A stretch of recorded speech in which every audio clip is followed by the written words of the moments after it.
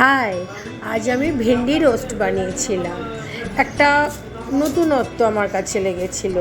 প্রথমে ভেন্ডিগুলোকে ভালো করে ধুয়ে একদম ড্রাই করে কেটে নিয়েছিলাম। তারপর একটা বোলের মধ্যে নিয়ে প্রথমে তার মধ্যে দিয়েছিলাম জোয়ান, গোটা জিরে, আমচুর পাউডার, বাদাম গুঁড়ো আর ধনে আর জিরে রোস্ট করে ডাস্ট করা ছিল সেইটা।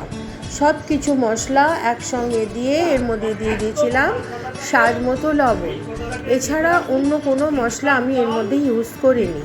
সবটা মিক্স করে নিয়ে এটার মধ্যে ঢেলে দিয়েছিলাম খানিকটা পরিমাণে কস্তুরি মেথি আর সাদা তেল। এটা সর্ষের তেল যারা খায় তারা সর্ষের তেলেও করতে পারে। আমার বাড়িতে যেহেতু সাদা তেলের ইউজ বেশি, তাই আমি সাদা তেলে করেছিলাম। আমি এমন কিছু পরিমাণ তেল দিইনি, বড় জোর বড় চা চামচের 1 চা চামচ তেল দিয়েছিলাম। আর দিয়েছিলাম হলুদ গুঁড়ো। সবটা একসঙ্গে মেখে নিয়ে তার মধ্যে লাস্টে মিশিয়ে দিয়েছিলাম 2টো পেঁয়াজ কোচানো।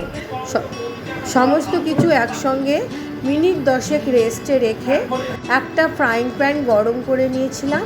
আর ফ্রাইং প্যানে দেওয়ার আগে এর মধ্যে দিয়ে দিয়েছিলাম লাল কাশ্মীরি লঙ্কা। ফ্রাইং প্যানে আমি কিচ্ছু দিইনি, জাস্ট মাখা এই ভেন্ডিটা আমি এর মধ্যে দিয়ে দিয়েছিলাম। 10 থেকে 12 মিনিটের মধ্যে এই রান্নাটা হয়ে যায়। হাই ফ্লেমে শুধু বারবার একটু নেড়ে চেড়ে নিতে হয়।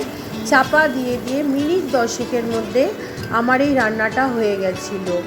ভাত বা রুটি যার সঙ্গেই খাবে খুব ভাল লাগবে। আমি ভাতের সঙ্গে খেয়েছিলাম, দুপুরে ভাতের সাথে। আমার খুবই ভালো লেগেছিল। আমচুর দেওয়ার জন্যে একটা খাট্টাপন ছিল আর জোয়ানের একটা আলাদাই ফ্লেভার ছিল। সব মিলে একদম নতুন রকমের রান্না, আমার খুবই ভালো লেগেছে। বন্ধুরা, তোমরা করে খেয়ে দেখতে পারো।